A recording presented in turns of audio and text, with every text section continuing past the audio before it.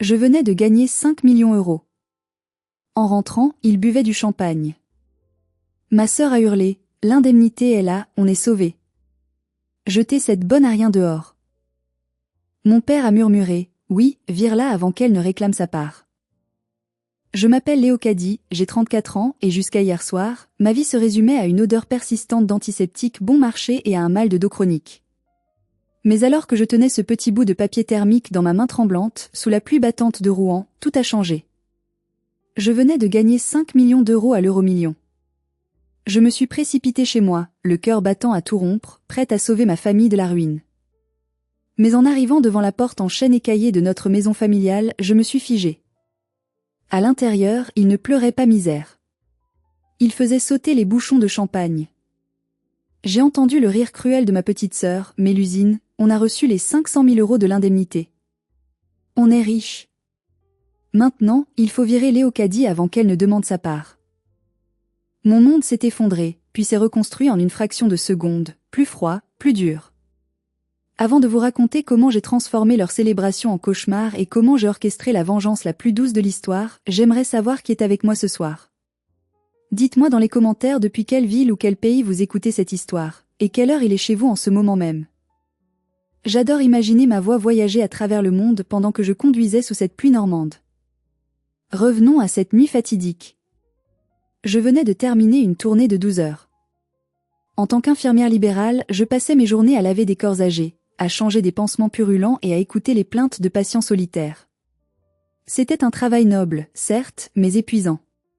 Ce soir-là, la pluie tombait à l'horizontale, fouettant le pare-brise de ma vieille Renault Clio qui menaçait de rendre l'âme à chaque feu rouge. J'avais garé la voiture sur le bas-côté pour vérifier les numéros une 10e fois. La lumière jaune du plafonnier éclairait le ticket froissé. 5, 12, 23, 34, 41 et les étoiles 2 et 8. C'était bien ça. 5 millions d'euros. Mes mains tremblaient tellement que j'ai failli déchirer le papier. La première pensée qui a traversé mon esprit n'a pas été pour moi. Je n'ai pas pensé à des vacances aux Maldives ou à des sacs Chanel. Non. J'ai pensé à la toiture de la maison de mes parents qui fuyait depuis 2 hivers. J'ai pensé aux dettes de jeu de mon père, Ambroise, qui nous étouffait depuis 10 ans. J'ai pensé à ma mère, Domitille, qui se plaignait sans cesse de ne pas pouvoir s'offrir de nouveaux implants dentaires. Et même à Mélusine, ma sœur cadette de 26 ans, qui prétendait être une influenceuse de mode mais qui vivait encore au crochet de la famille, attendant sa grande percée. Je peux enfin les sauver, ai-je murmuré, les larmes se mêlant à la pluie qui ruisselait sur mes joues lorsque je suis sortie de la voiture pour rentrer. J'ai conduit les derniers kilomètres dans un état d'euphorie totale. J'imaginais déjà leur visage. Papa pleurerait de soulagement.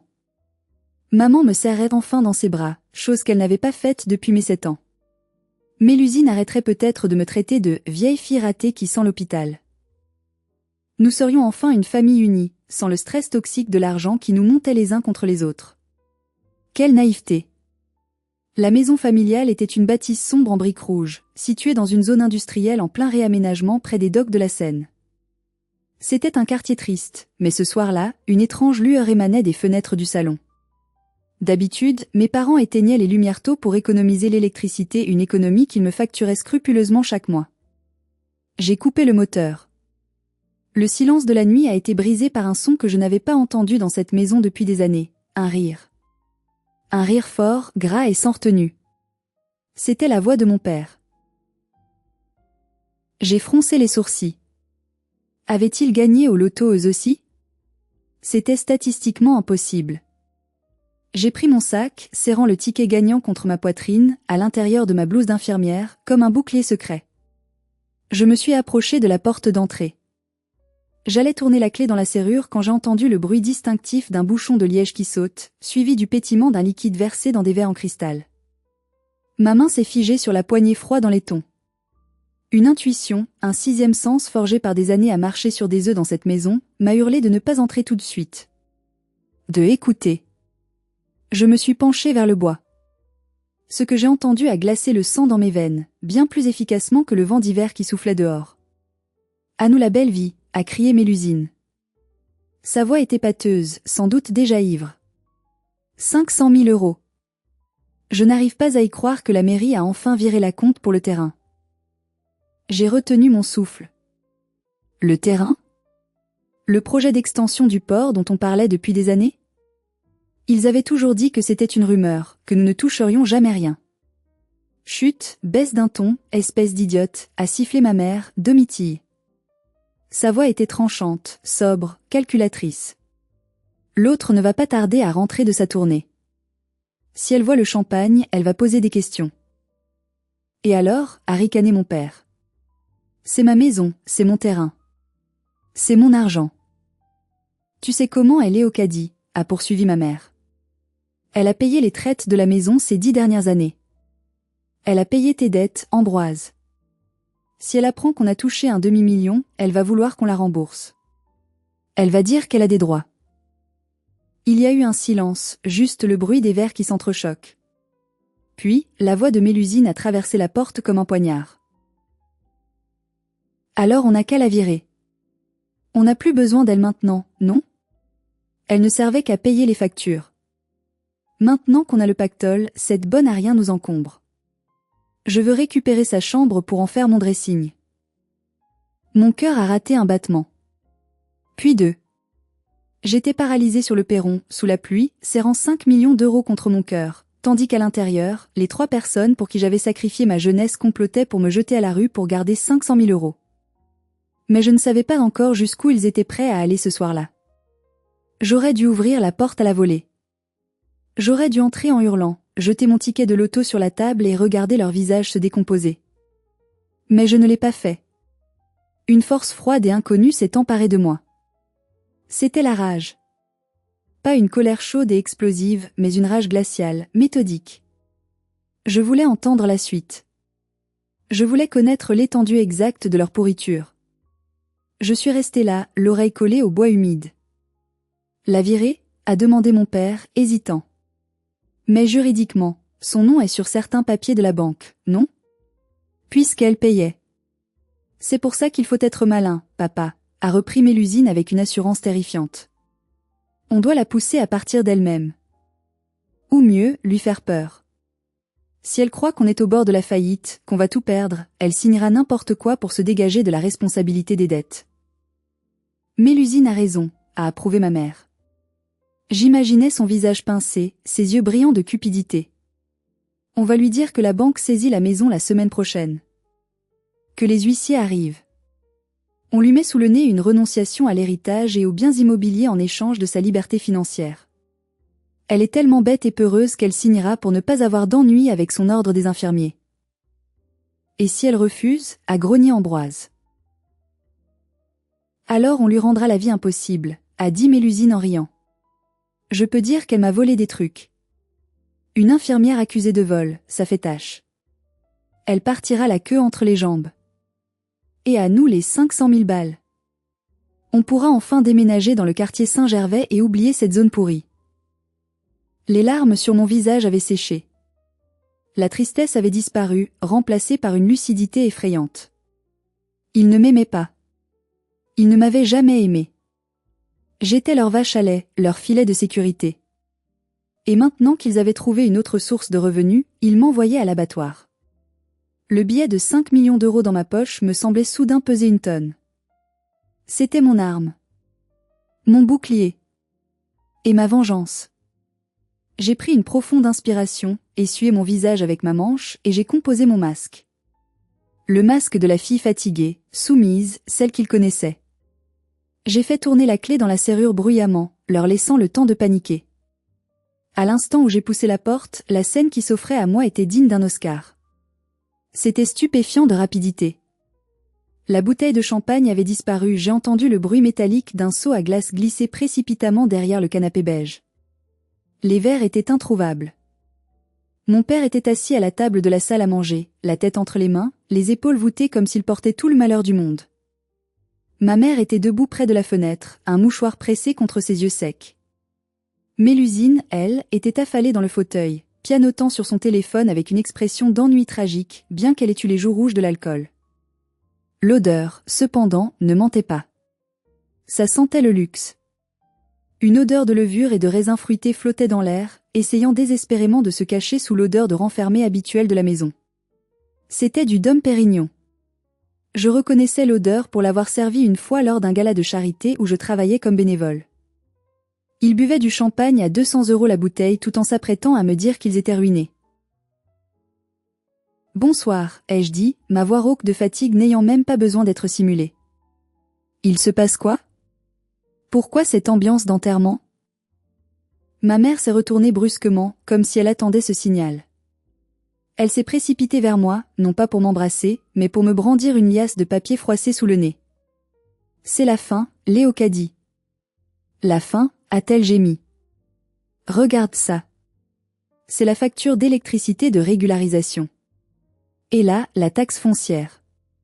Et la banque a appelé aujourd'hui, ils menacent de saisir la maison si on ne verse pas 5 000 € avant demain midi. » J'ai pris les papiers. C'étaient des rappels standards, rien d'urgent. La facture d'électricité était de 150 €, pas de milliers. Il me prenait vraiment pour une idiote. Je n'ai pas 5 000 €, maman, ai-je répondu doucement. J'ai payé les courses hier et l'essence pour ma tournée, mon compte est presque vide. Mélusine a levé les yeux de son écran, un sourire méprisant au coin des lèvres. T'es vraiment inutile, tu sais ça, a-t-elle craché. Tu bosses comme une forçate 70 heures par semaine et t'es même pas capable de sauver tes parents? À quoi ça sert de torcher des vieux si ça rapporte rien? Mélusine a faussement réprimandé mon père, sans lever la tête. Il a poussé un long soupir théâtral. Ce n'est pas de sa faute si elle n'a pas d'ambition. Mais là c'est grave. Léocadie, si on ne paye pas, on est à la rue. J'ai regardé mon père, cet homme pour qui j'avais renoncé à mes propres études de médecine pour devenir infirmière plus vite et ramener un salaire. Mais papa, ai-je tenté, plantant ma première graine de doute. J'ai entendu une rumeur en ville aujourd'hui. Une de mes patientes, la femme du notaire, disait que le projet du port était validé. Que les riverains allaient toucher une indemnité. On n'est pas concerné? Le silence qui a suivi a duré une seconde de trop. J'ai vu le regard paniqué de ma mère croiser celui de Mélusine.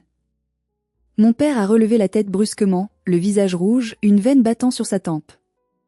Sa réaction était disproportionnée, défensive.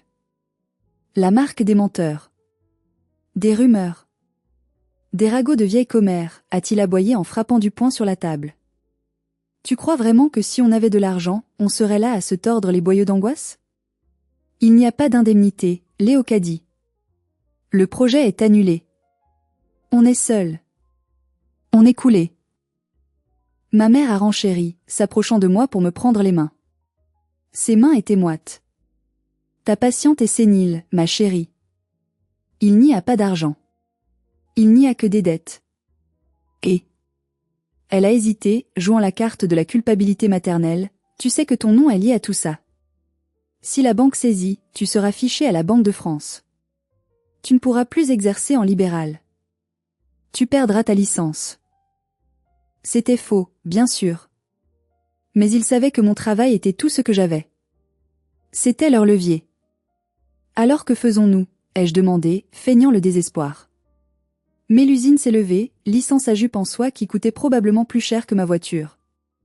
Elle s'est approchée de moi, me toisant de toute sa hauteur ou plutôt de la hauteur de ses talons loup-boutin, achetés avec l'argent que je donnais pour l'électricité.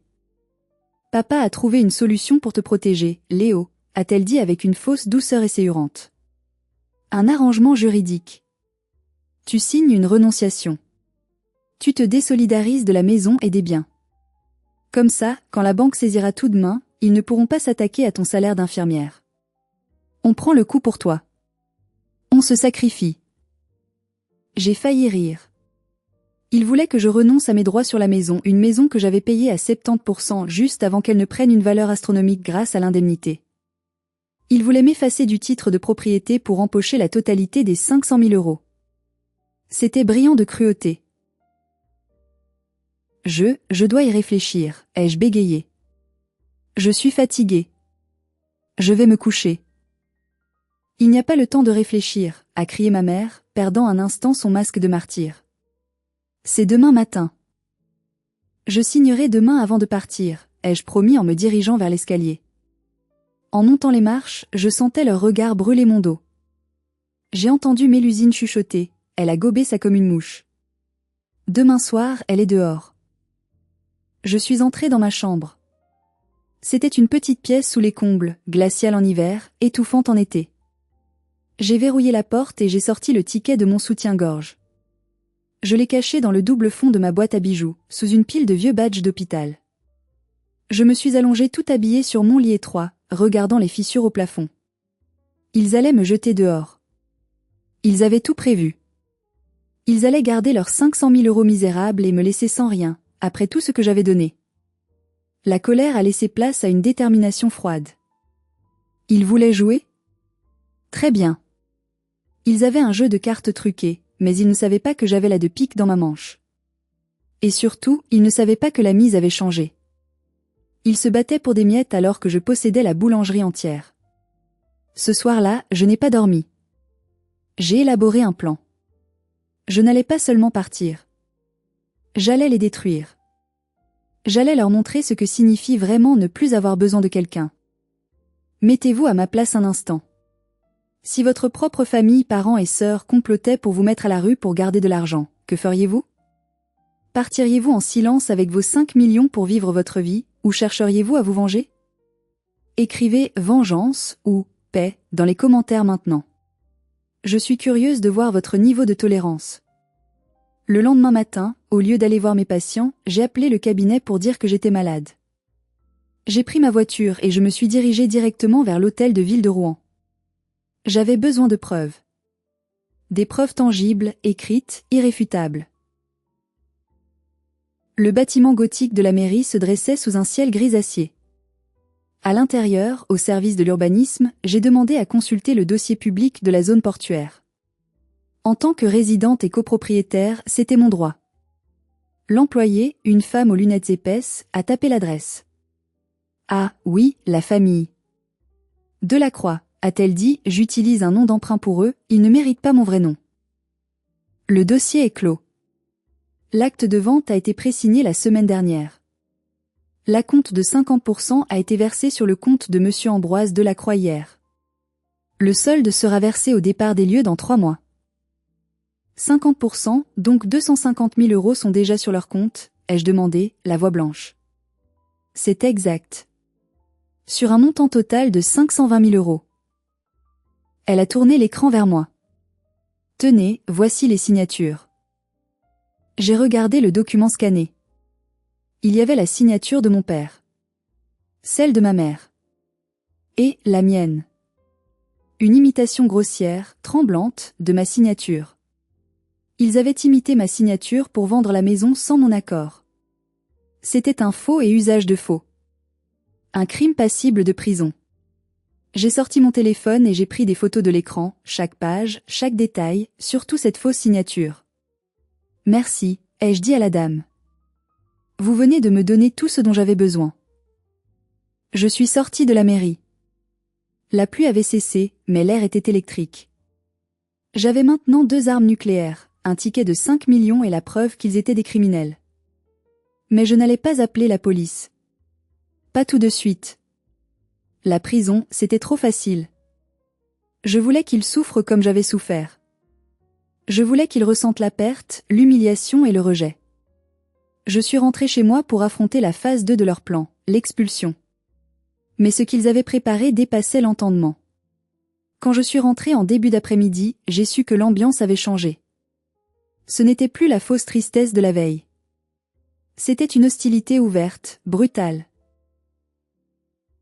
À peine avais-je franchi le seuil que je me suis pris une valise dans les jambes. Ma valise.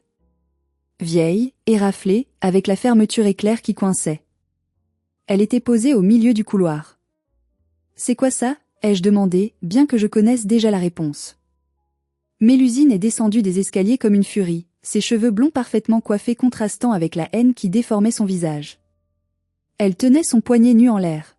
« Où est-il » a-t-elle hurlé. « Où est mon bracelet Cartier ?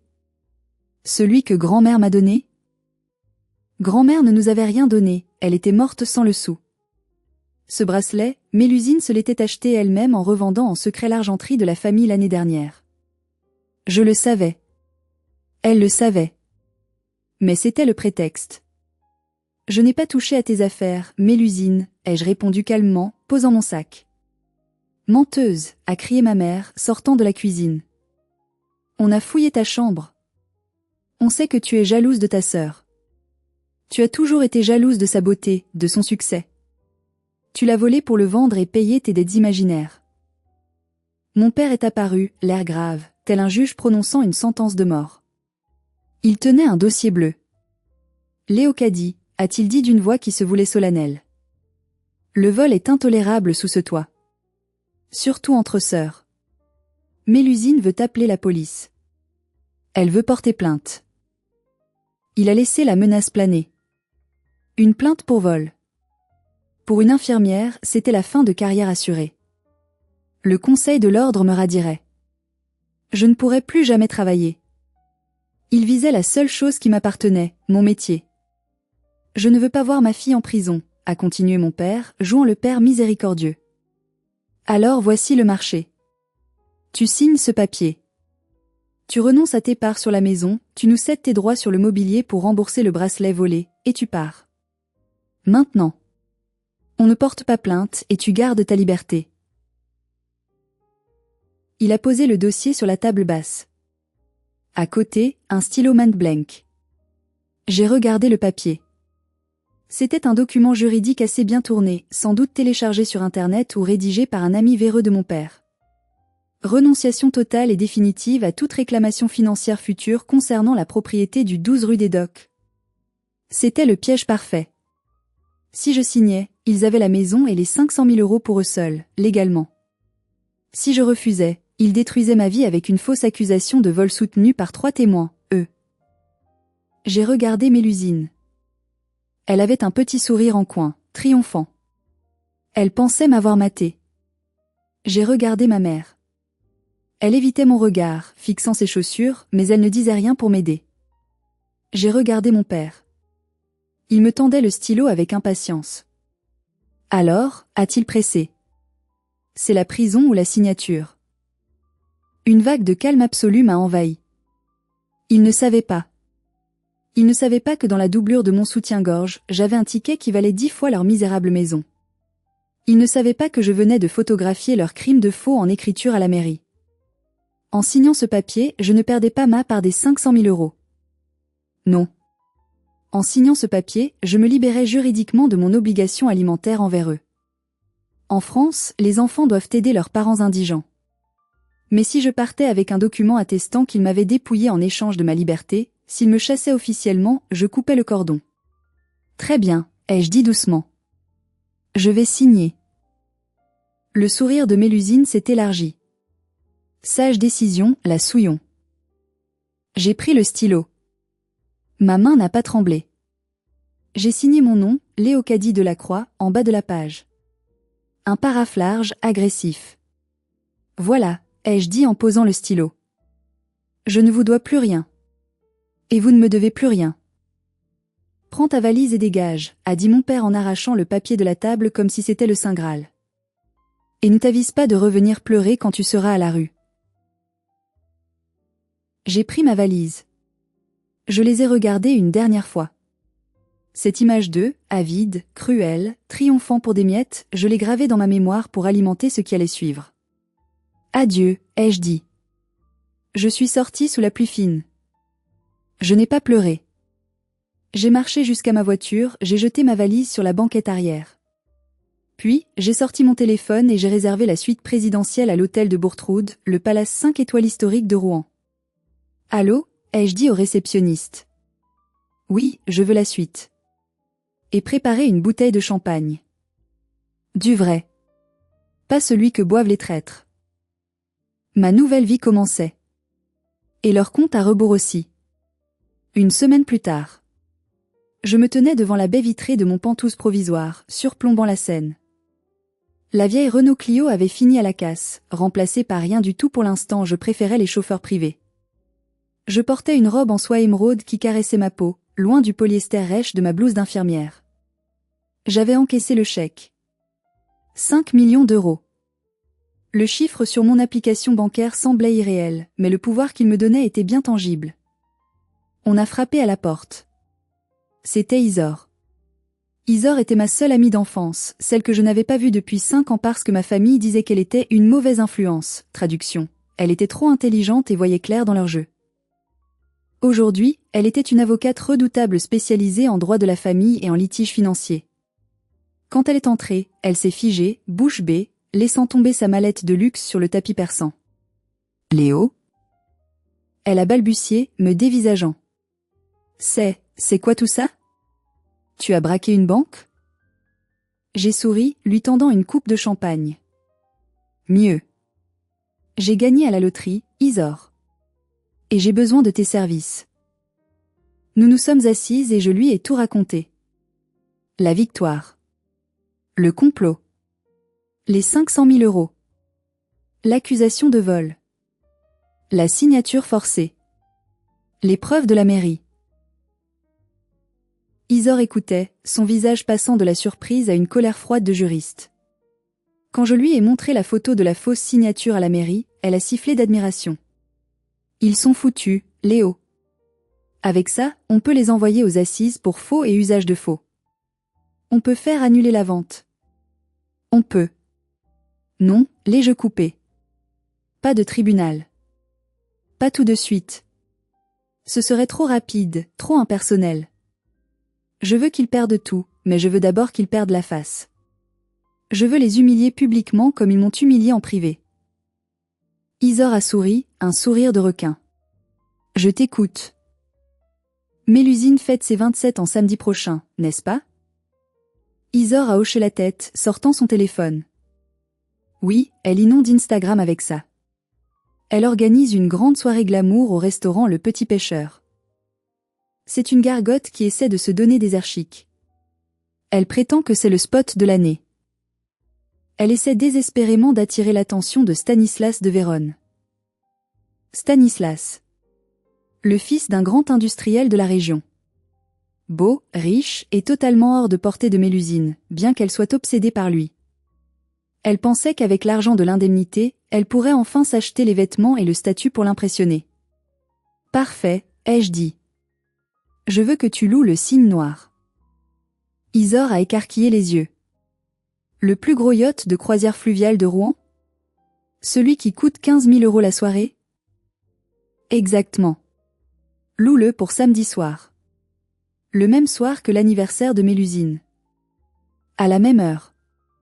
Et je veux que tu envoies des invitations VIP à tout le carnet d'adresses de Rouen. Y compris tous les amis de Mélusine. Et surtout Stanislas. Quel est le prétexte? A demandé Isor, prenant déjà des notes. Une soirée masquée mystère. Le bal de la liberté.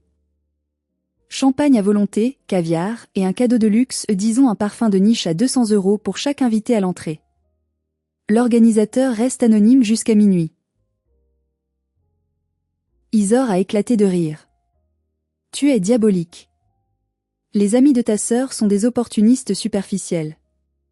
S'ils ont le choix entre l'anniversaire fauché de Mélusine dans une gargote et une soirée de gala gratuite sur un yacht avec cadeau, ils vont la lâcher en une seconde. C'est exactement le plan, ai-je répondu en regardant la scène couler en bas. Je veux qu'elle se retrouve seule. Je veux qu'elle sente le vide autour d'elle. Et quand elle sera au fond du trou, je lui donnerai le coup de grâce. Les jours suivants ont été un délice d'organisation logistique. Avec l'aide d'Isor et d'une agence événementielle que j'avais payé le double pour travailler vite, tout s'est mis en place. Les invitations étaient des œuvres d'art, du papier cartonné noir mat avec des lettres dorées en relief, livrées par coursier. Le mystère autour de l'hôte, une bienfaitrice anonyme célébrant sa nouvelle vie, excitait toute la ville. Rouen est une ville de province, les rumeurs y courent plus vite que l'eau de la Seine. J'ai créé un faux profil sur les réseaux sociaux pour surveiller Mélusine. C'était pathétique et fascinant à la fois. Lundi, elle postait une photo de sa nouvelle robe, achetée avec l'argent volé sur la vente de la maison, prête pour ma BD party samedi. Ça va être le feu. #QueenMlu #RichLife. Mardi, les invitations pour mon bal sont arrivées chez ses amis. Mercredi, le vent a tourné. J'ai vu les commentaires sous ses posts diminuer. J'ai vu les excuses bidons apparaître dans ses stories où elle se plaignait. PFFF, trop de gens malades cette semaine, faites attention à vous mes chéris. Je savais la vérité grâce à Isor qui avait des espions partout. Ses soi-disant meilleurs amis, Chloé et Jade, avaient reçu mon invitation. Entre une soirée couscous au Petit Pêcheur où elles devraient payer leur consommation, et une soirée yacht avec champagne gratuit et sac cadeau Guerlain, le choix avait été vite fait. Elles avaient inventé une gastro-entérite foudroyante pour se décommander. Le coup de maître a été Stanislas. Isor l'a contacté personnellement, laissant entendre que l'hôtesse mystère était une riche héritière étrangère intéressée par des investissements dans l'entreprise de son père. Il a confirmé sa présence immédiatement. Samedi soir est arrivé. Je me suis préparée dans ma suite. J'avais engagé une équipe de coiffure et maquillage. Quand je me suis regardée dans le miroir, je ne reconnaissais pas la Léocadie infirmière aux cernes violets et aux cheveux tirés en chignon strict. La femme dans le miroir était puissante. Je portais une robe haute couture bleu nuit, brodée de cristaux Swarovski, qui valait plus cher que la voiture de mon père. Mon téléphone a vibré. Un message d'un numéro inconnu, c'était Mélusine. Elle avait dû voir mon ancien numéro quelque part où elle appelait juste pour déverser sa bile, pensant que j'étais à la rue. J'ai décroché, mettant le haut-parleur tout en fixant ma boucle d'oreille en diamant. « Allô ? » « C'est moi », a aboyé la voix de Mélusine. On entendait de la musique d'accordéon ringarde en fond. Elle était déjà au restaurant. « J'espère que tu profites bien de ton carton sous les ponts. »« Je vais très bien, merci Mélusine. »« Bon anniversaire. »« Garde tes souhaits. »« Tu sais quoi ? Personne n'est venu à cause de la grippe qui traîne. Mais je m'en fous, je suis avec papa et maman, et on mange du homard. On dépense ton argent, enfin, notre argent. Et Stanislas va sûrement passer plus tard. Elle mentait. Je l'entendais dans sa voix qui tremblait légèrement. Elle était terrifiée d'être seule. Profite bien du homard, Mélusine, ai-je dit doucement. La soirée ne fait que commencer. J'ai raccroché. C'est l'heure, a dit Isor en entrant dans la pièce, magnifique dans un smoking féminin blanc. La voiture est en bas. Le yacht est prêt. Les invités embarquent. J'ai pris mon sac à main Judith Leiber en forme de rose. Allons saluer mes invités, ai-je dit. Le quai de la Seine était illuminé comme en plein jour. Le cygne noir était majestueux, ses 3 ponts étincelants de guirlandes lumineuses. Une file de voitures de luxe déposait le gratin de Rouen et la jeunesse dorée, y compris tous les parasites qui tournaient habituellement autour de ma sœur. Je suis montée à bord par une entrée privée, restant cachée dans la cabine du capitaine qui surplombait la salle de bal principale. De là-haut, je voyais tout. C'était une réussite totale. Le champagne coulait à flots. Un groupe de jazz jouait divinement bien. J'ai vu Jade et Chloé, les meilleures amies de Mélusine, se prendre en selfie avec leur couple, hilar, visiblement guéris de leur gastro imaginaire. J'ai vu Stanislas discuter avec des notables. Tout le monde portait des masques vénitiens dorés ou noirs, fournis à l'entrée. L'ambiance était électrique, tout le monde chuchotant. Qui est l'organisatrice ? Qui offre tout ça ? Pendant ce temps, j'avais demandé à un détective privé, payé par Isor, de filmer discrètement ce qui se passait au Petit Pêcheur. Il m'envoyait le flux vidéo sur ma tablette. L'image était granuleuse mais claire. Mélusine était assise à une table avec une nappe à carreaux rouges. Il n'y avait personne d'autre qu'elle, mon père et ma mère. Le restaurant était quasi vide. Mélusine pleurait, son mascara coulant sur ses joues. Mon père engueulait un serveur pour une histoire de pain, et ma mère avait l'air de vouloir être n'importe où sauf là. Le contraste était saisissant. D'un côté, le luxe et la joie financés par mes 5 millions. De l'autre, la misère affective et la mesquinerie financées par leurs 500 000 € volés. À 23 heures, j'ai donné le signal. La musique s'est arrêtée. Les lumières se sont tamisées. Un projecteur s'est braqué sur le grand escalier central. Je suis descendue, lentement. Je ne portais pas de masque. Un murmure a parcouru la foule. Quelques personnes m'ont reconnu, mais la plupart étaient confuses. C'est qui ? L'infirmière ? Non, regarde cette robe, c'est impossible. Stanislas s'est approché, fasciné. Il ne m'avait jamais regardé quand j'étais la sœur moche de Mélusine. Maintenant, il me dévorait des yeux. Bonsoir à tous, ai-je dit dans le micro, ma voix amplifiée résonnant sur le fleuve. Merci d'être venu célébrer ma nouvelle vie. Certains d'entre vous me connaissent comme Léocadie, l'infirmière discrète. D'autres ne me connaissent pas du tout. Mais ce soir, je fête ma liberté. J'ai fait un signe au technicien. Mais avant de couper le gâteau, j'aimerais dédier cette soirée à ma chère sœur, Mélusine, qui fête aussi son anniversaire ce soir, dans un endroit beaucoup moins agréable. Un grand écran LED derrière moi s'est allumé. Ce n'était pas le flux vidéo du restaurant, c'était illégal. Non, c'était une capture d'écran géante du compte Instagram de Mélusine, suivie d'une projection de mon relevé bancaire flouté sauf le solde, 5 millions €. La foule a poussé un cri de stupeur. Puis, j'ai lancé l'audio. L'enregistrement que j'avais fait avec mon téléphone collé à la porte, ce soir-là. La voix de mon père a retenti, énorme, dans le silence du yacht, il faut trouver un moyen de la virer avant qu'elle ne découvre l'argent. Puis celle de Mélusine, on n'a plus besoin d'elle. Cette bonne à rien nous encombre. Puis celle de ma mère, on lui dira que la banque saisit tout, elle est tellement bête qu'elle signera. Le silence sur le bateau était total. Les visages de Jade, Chloé et des autres étaient décomposés. Ils venaient d'entendre leur amie Mélusine comploter pour mettre sa propre sœur à la rue. J'ai repris la parole, la voix tremblante d'émotion contenue mais forte. Ils m'ont jeté dehors pour garder 500 000 €. Ils ne savaient pas que j'avais 5 millions dans ma poche. Ils ont choisi l'argent plutôt que la famille. Alors ce soir, je choisis ma nouvelle famille, moi-même. J'ai levé mon verre. À la karma. À la karma, a hurlé la foule, emportée par le spectacle et le scandale. À ce moment précis, j'ai sorti mon téléphone. J'ai lancé un Facebook Live, taguant Mélusine. Je savais qu'elle recevrait la notification.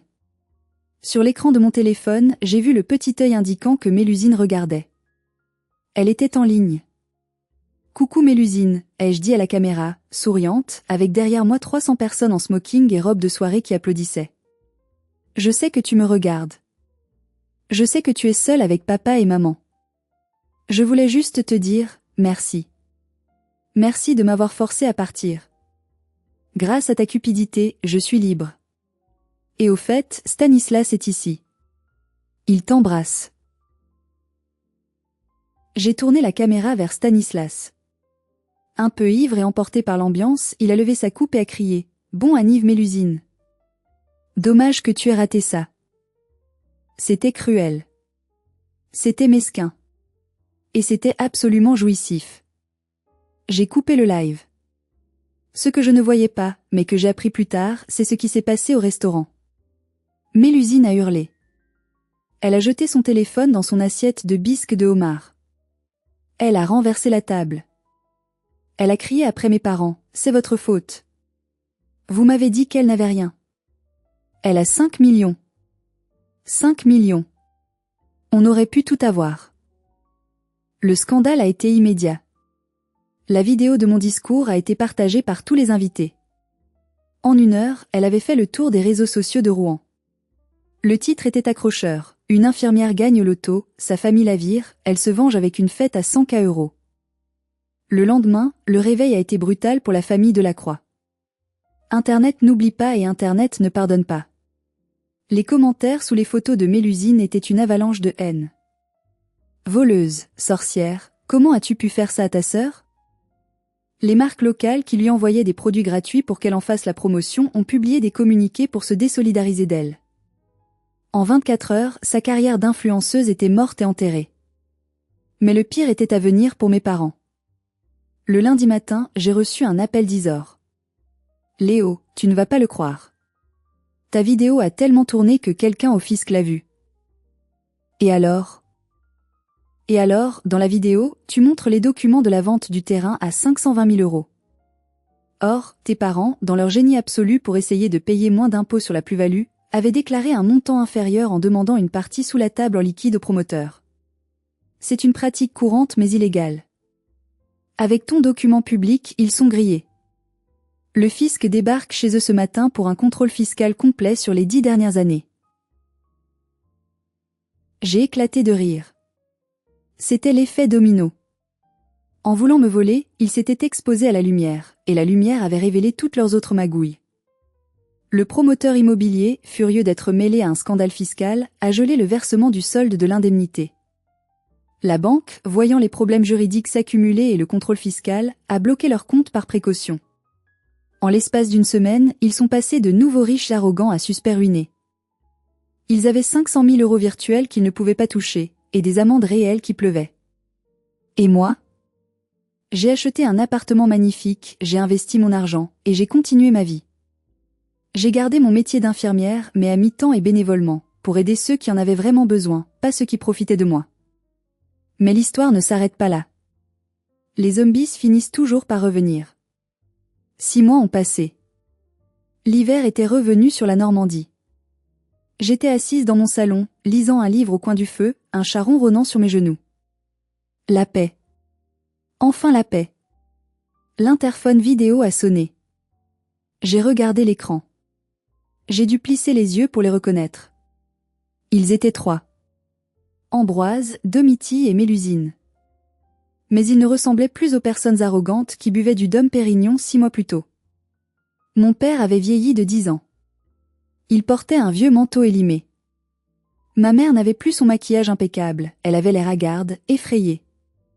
Et Mélusine, la superbe Mélusine portait une doudoune bon marché et des baskets sales. Elle ne regardait pas la caméra, fixant ses pieds. J'ai appuyé sur le bouton parler, sans déverrouiller la porte. Oui, ai-je dit froidement. Ma mère a sursauté en entendant ma voix. Elle s'est approchée de la caméra, collant son visage à l'objectif. J'ai vu les cernes profonds sous ses yeux. Léocadie, ma fille, c'est maman. Sa voix tremblait, brisée par des mois de stress et de ruine. Je n'ai pas de mère, ai-je répondu. Ma mère m'a vendu pour une indemnité immobilière. S'il te plaît, Léo, a pleurniché mon père en arrière-plan. On a tout perdu. Le fisc a tout pris. La maison a été saisie pour payer les amendes. On dort dans un motel miteux depuis une semaine. On n'a plus rien. On a faim. Et Mélusine, ai-je demandé. Elle n'a pas un petit copain riche pour vous héberger? Mélusine a relevé la tête. Ses yeux étaient rouges. Tout le monde m'a lâché, Léo. Après la vidéo, personne ne veut me parler. Je n'ai pas de travail. Je n'ai pas d'avenir. Je t'en supplie. Juste quelques milliers d'euros. Juste pour qu'on puisse se loger. On est ta famille. Le sang, c'est sacré. Le sang. Ils osaient parler du sang après m'avoir saigné à blanc pendant des années. J'ai regardé l'écran. J'ai senti une pointe de pitié. C'était humain. C'étaient mes parents, après tout. Je pouvais signer un chèque. 10 000 euros, ce n'était rien pour moi maintenant. Ça réglerait leurs problèmes immédiats. Mais je me suis souvenu de cette nuit-là. Du rire de Mélusine, jeter cette bonne à rien dehors. De la froideur de ma mère, elle est tellement bête qu'elle signera. Si je les aidais maintenant, je ne serais pas gentille. Je serais une victime consentante. Je leur apprendrais que peu importe la cruauté de leurs actes, je serai toujours là pour nettoyer leurs dégâts. Vous vous souvenez du papier que vous m'avez fait signer? Ai-je demandé doucement.